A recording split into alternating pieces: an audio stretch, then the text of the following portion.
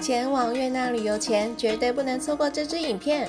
我们将告诉你越南旅游的现况，如何在购物中杀价，避免踩到雷，有哪些食物可能让你拉肚子，小费文化的实际行情，以及与台湾不同的大小事。即使是跟团旅游，你也应该知道这些重要资讯哦。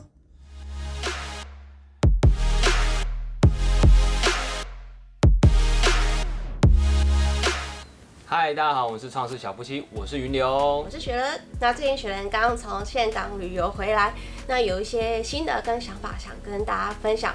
即使是你跟团旅游的话，也应该要知道的一些重点。对，那大家应该听得出来，我现在有点鼻音严重，就是因为我从越南旅游回来，我就感冒了。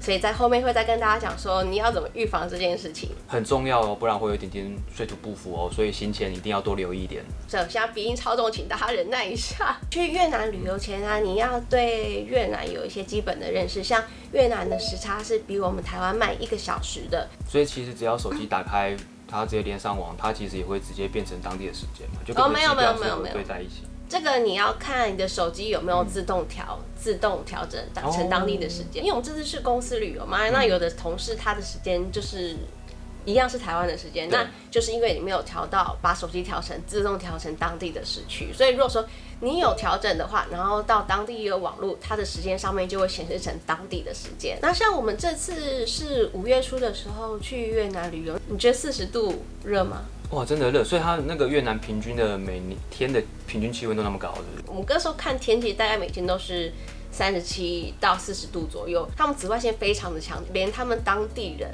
我那时候去了看他们机车，是一整套。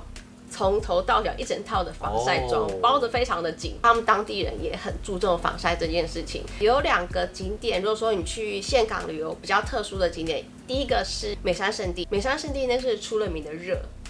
对，所以我们那时候40度就是去美山圣地，觉得我在太阳底下活动个5到10分钟，我就觉得我快虚脱了，人都快蒸发了。对，所以去一定要记得多补充水分，然后你的防晒，不管是擦的防晒啊，或是物理防晒，请你一定都要带足。对，没错，带足。预防胜于治疗，你不要回来晒黑了之后才想说，我要美白回来，那基本上非常的困难，所以一定防晒都要先做足。那另外呢，还有其中一个景点是巴拿山，那因为巴拿山它的海拔比较高，所以相对来说它会比在平地的时候还要没有那么的热，但是还是要依当天的气象预报为主。像我们那时候去巴拿山，那时候导游提醒我们说，大家可以怕冷的话可以带个小外套，但是我们那天看天气预报是37度。它那边遮阴的地方多吗？不多，所以大部分都是空地。应该说它的高楼没有到很多，所以我们去的景点基本上可以遮阴的地方很少。那像美山圣地的话，唯一有遮阴的地方就是树底下。那就很痛苦，所以还是要带一把遮阳伞。对，遮阳伞你要带，然后防晒帽子也要戴。11点到1点这段时间，它是气温最热的时候，建议大家这段时间避免在户外活动。这时候你就可以排去早点去吃午餐啊，或者去室内避阴，就是不要在外面活动，真的太热了。现在讲到天气的话，他们这边的天气是比较偏干，不像台湾是热。然后又湿度很高，所以我觉得那几天的天气有点像在3温暖的烤箱一样，很热，但是它是干燥的热。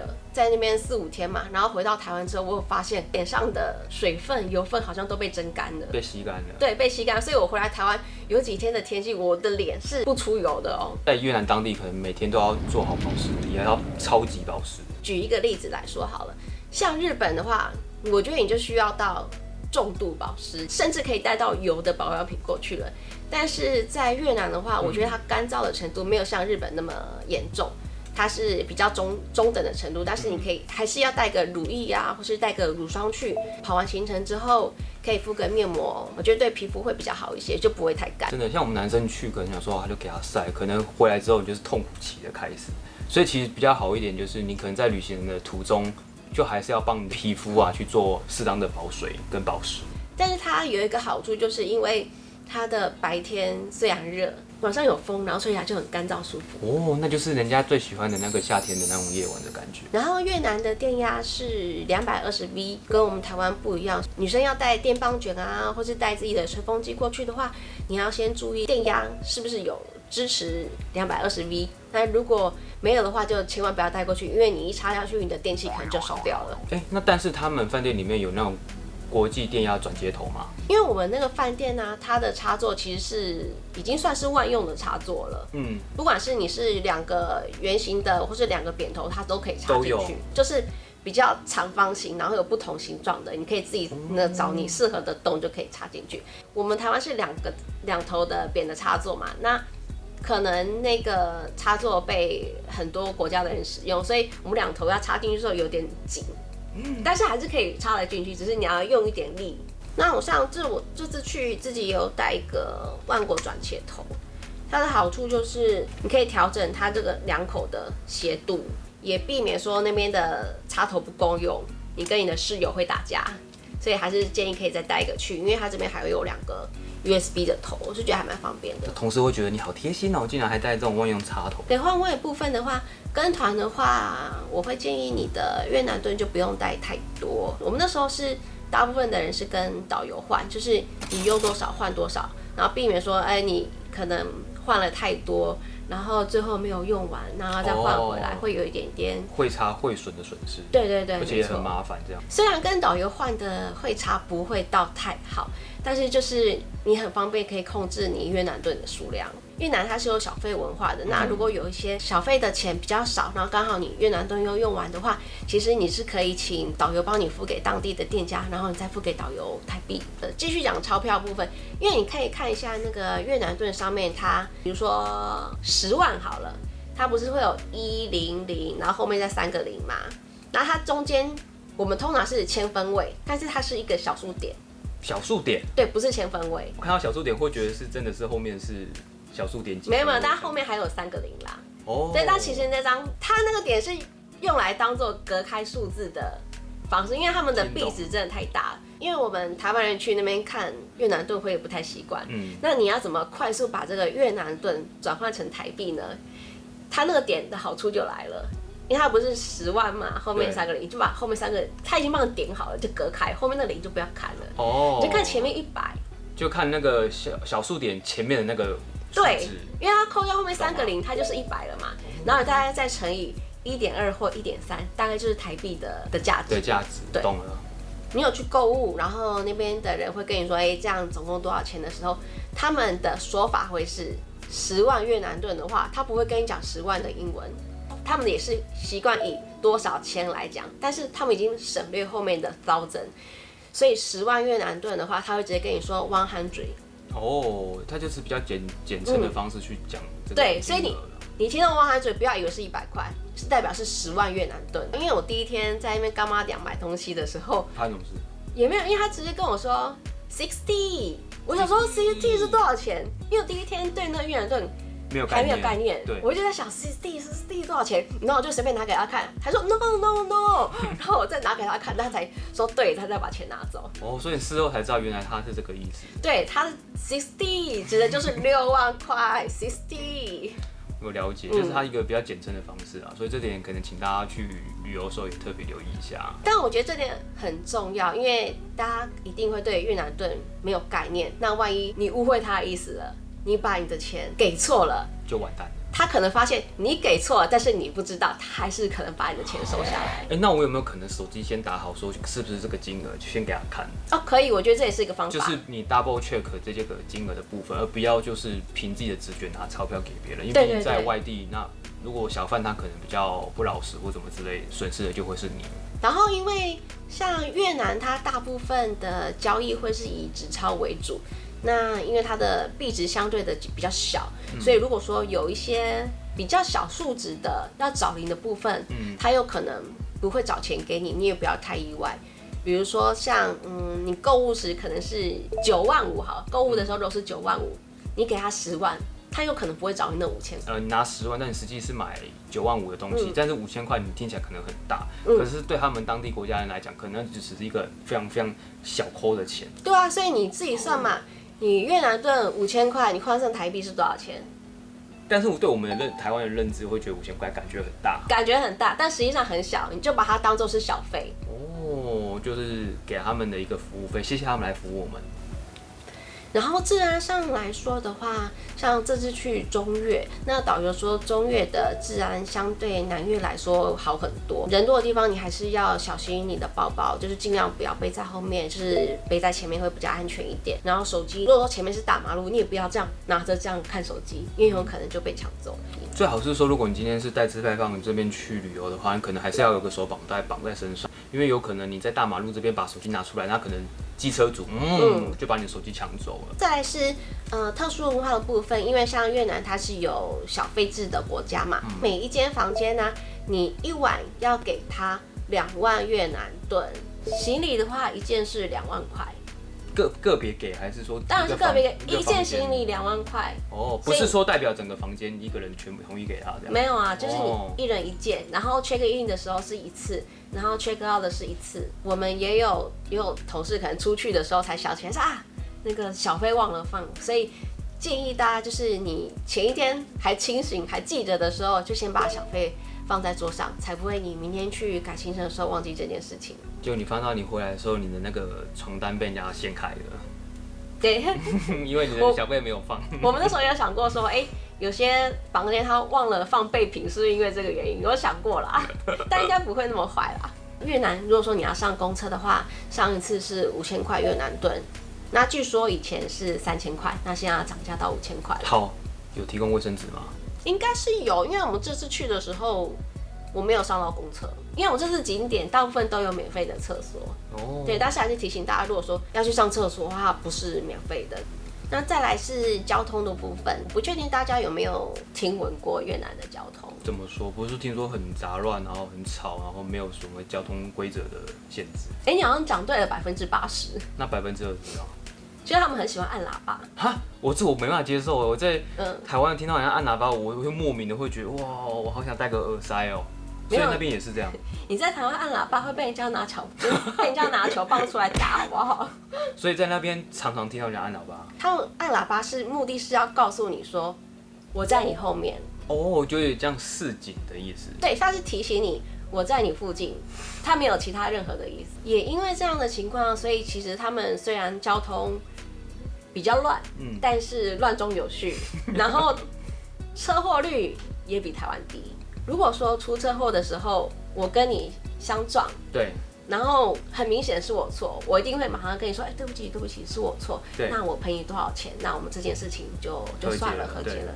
但如果说双方出车祸都没有人认错，那就找警察来啊！听到警察就是一个 keyword。对，因为他们是共产的国家，然后警察一来，不分青红皂白，2个人都先一起罚钱。哦，这点倒合理。只要有公家单位介入，其实这件事就从简单的事情变成复杂，变成棘手。对，的确也有可能是因为这件事情，所以大家都很希望不要叨扰，对，不要叨扰到警察。最好是默默的解决，然后最好的方法就是什么事情都不要发生。对，就和平的解决。哦，这点倒跟台湾不太像。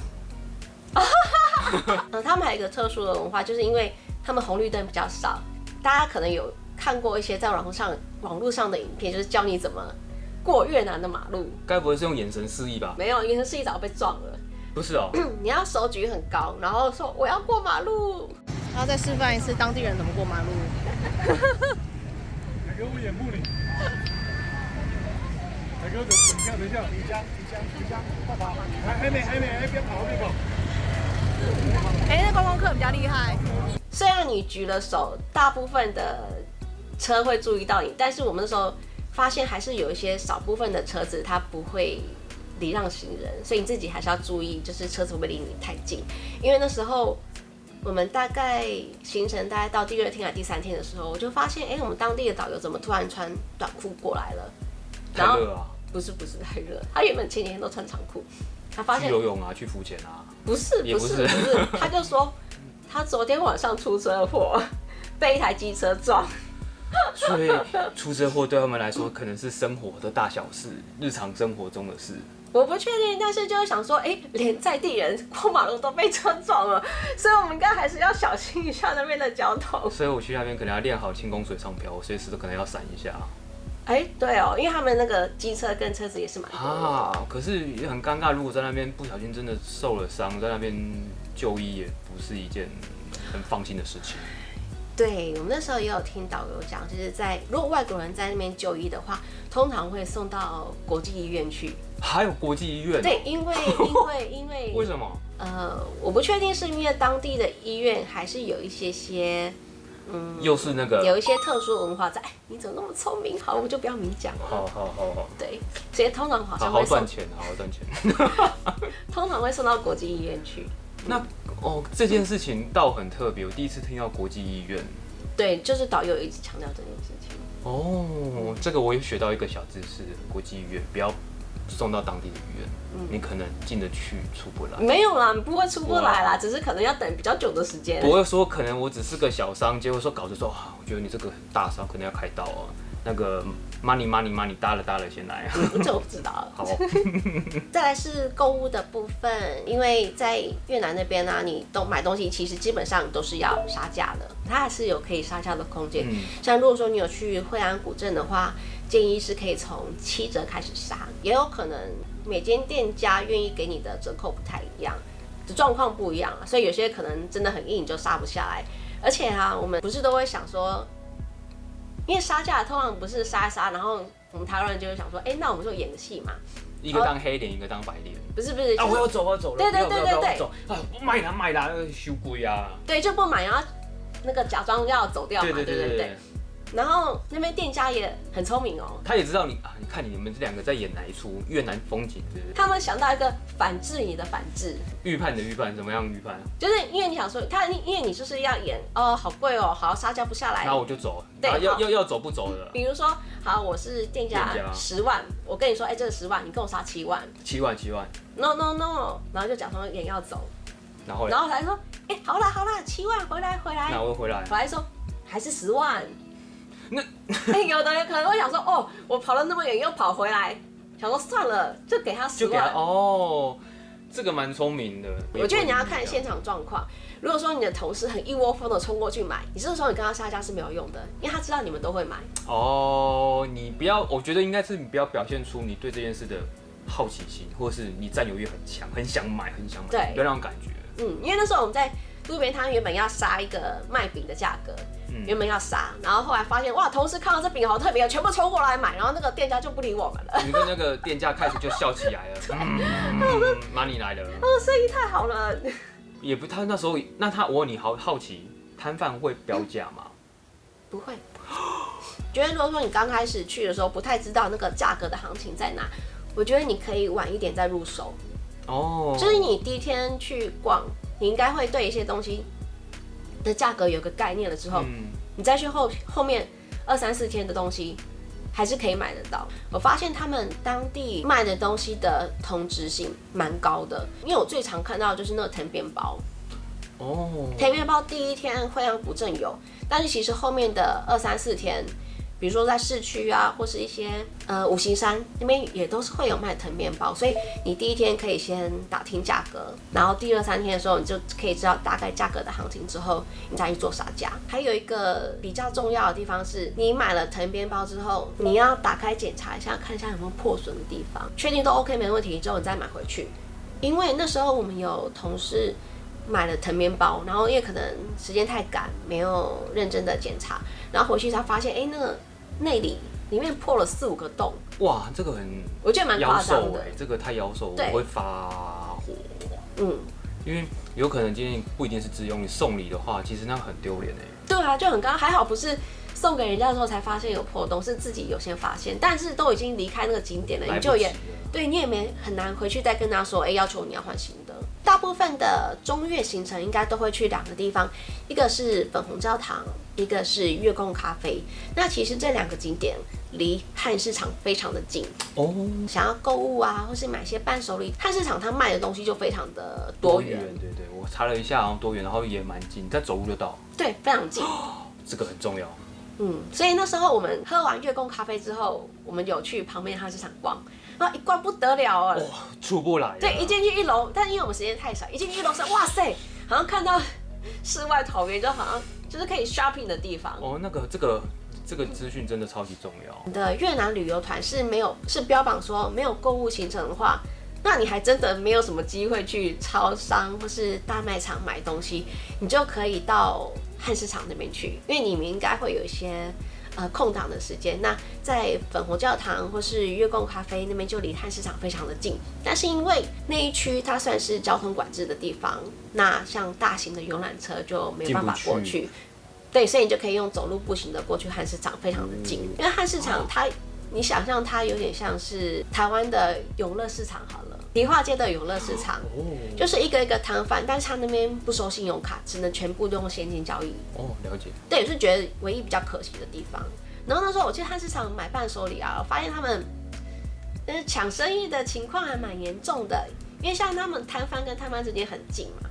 然后我在这边摊贩，我看到那边的东西，我就看到我想买的，我就本来想过去，我以为他们是同一摊，然后我要过去，他就一直把我推回来，一直把我推回来，2-3次了，我要过去，他一直把我推回来。他是把你抓住这样子？对，他把我推回来。那我很好奇，另外一边他的表情是什么？他可能在忙着招待其他客人，他没有看到我要过去。我以为他旁边另外一间要丢绳索把你勾回来，把你像那个鱼要跑走了，把你勾回来。没有，他就一直把我推回来，然后再吩咐他另外一个伙伴再把你抓回来。没有，吩咐他的店员说：“你赶快去拿他要的那个东西，因为我看到那个东西。”这就是分工，然后再加还要有人群把你挡住嘛。对，怎么那么好笑？他就是把我推回来。那如果说你想买一些零食、小零食或是小饼干的话，其实我很推荐大家可以去越南的 Vinmart。那 Vinmart 就有点像是台湾的 Seven， 它可以收信用卡。我觉得这点很棒。我去买的时候，它就不会像是杂货店一样没有标价，它每个东西都是刷条码，你就可以知道价钱，你就不会还有杀价的问题。而且应该是越南他们当地比较热门的小吃或美食，其实都已经浓缩在这里面了。所以你今天如果时间不够的话，其实可以造访一趟，就买到该买的东西了。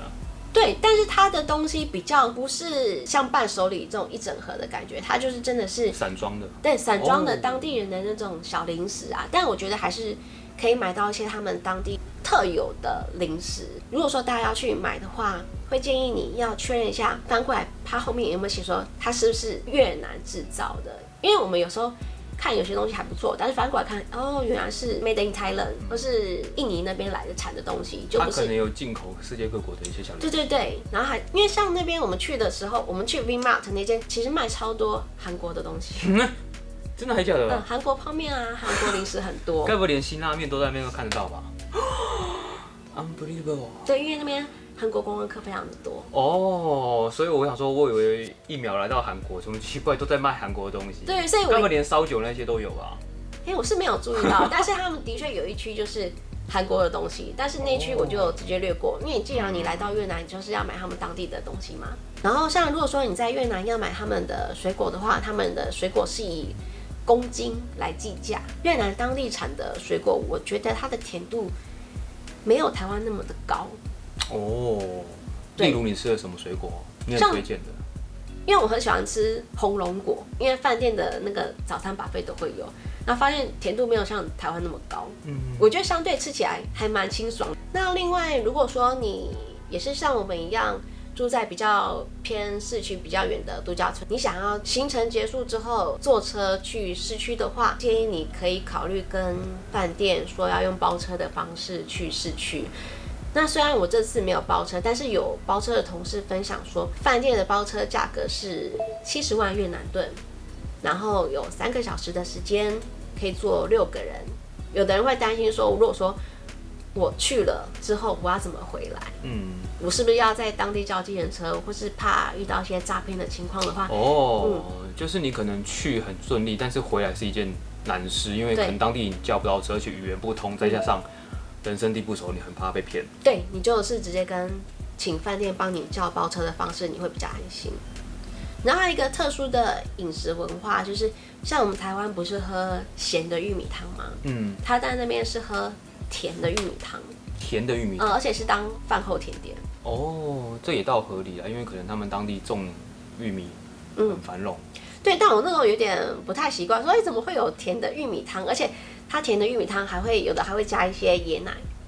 看起来蛮不错的，听起来。第一口吃你虽然会觉得怪怪的，但是越喝你会觉得越顺口。所以如果说大家看到甜的玉米汤，可以尝试看看。那时候我们导游有建议我们不要喝纯鲜乳，因为他说他那时候带团有好几个人就是拉肚子的状况，然后大概问了一下，发现他们都有个共同的特征，他们都有喝整杯的鲜乳。那原因是因为每个国家它对于鲜乳的生菌数的标准不一，所以我们是台湾标准的生菌数。那如果你去越南喝，可能肠胃会不太习惯，就有可能会拉肚子。它标准比较低一点点，所以那个生菌数可能太多，你的肠胃受不了。对，所以就建议大家不要喝纯鲜乳。但我们那时候有喝优酪乳，还 OK 没事。后来事后想想，我怎么敢冒险喝优酪乳？在东南亚国家嘛，他们路边摊你会看到很多的椰子水。那椰子水的话，因为它比较寒一点，女生的体质就建议不要喝太多的椰子水。那时候我们在那边又买到整颗放在冰箱的，一颗是2万块越南盾。热门一点的景点，它可能会开价到3万或3万5，提供给大家参考。网络这个部分，我要出发的时候，我是先买越南的当地的原生 SIM 卡，5天吃到饱是199。而且很意外的是，我去那边我发现，网络速度蛮快的。真的吗？就是快到很像我在台湾平常用4G 手机一样。我就可以在越南看网飞了。那也是可以。我买的原生卡指的是说，这支 SIM 卡它有当地的门号，所以是可以拨打电话的。但是我那时候买那吃到饱，它是没有办法分享网络。如果说你有一些笔电的需求，你可能需要用到吃到网络的话，你可能就不要买吃到饱的，你可以买那种每天1G 或是每天4G 的 SIM 卡。它通常那种 SIM 卡它就可以支援热点分享。如果说你是买越南原生卡的话，它需要至少5个工作天，你要提前先跟你的业者要开通你的门号，然后到了当地才可以用越南的网络。原生卡的话需要这样子，然后其他的国际漫游卡就不用，只有原生卡需要提前预约开通，而且是5天前。同事有分享，就是饭店的 WiFi 连线的品质是没有到很稳定，所以如果说你真的有笔电需求的话，还是建议你可以再带一张那个可以分享热点的网卡。饭店的话，建议大家自己带你自己的牙膏跟牙刷过去。那一方面是为了环保，那一方面是避免他们饭店的人员没有确实的更换。像其实东南亚很多的饭店，它也是因为环保的关系不提供牙膏跟牙刷，所以还是建议大家自己要带。虽然那边的气温非常的热，但是你回程的时候，记得一定要带一件外套在身上，免得着凉了，像老婆这样就是有点着凉的鼻音。对，因为毕竟在那边40度嘛，然后你回来台湾，我那时候回来台湾的天气是20度，所以20度的温差，一回来的时候你会感受到台湾的冷气非常之强，所以就是大家再注意一下，才不会像我回来的时候感冒了。后续的影片还会有包括我们这次旅游团玩了些什么呢？然后还有3餐吃什么哦？我们3餐真的是吃到吓死我了，3餐的 buffet， 然后好几天都有吃龙虾。哇，龙虾那个应该超棒的吧？对，因为岘港那边毕竟是个海港跟商业地区，所以它很多的海鲜。那后续还会再跟大家分享我们这次玩的景点跟吃的内容，以及伴手礼的开箱，记得持续关注我们哦。请记得订阅、按赞跟分享哦。我们是创世小夫妻，下次见，拜拜。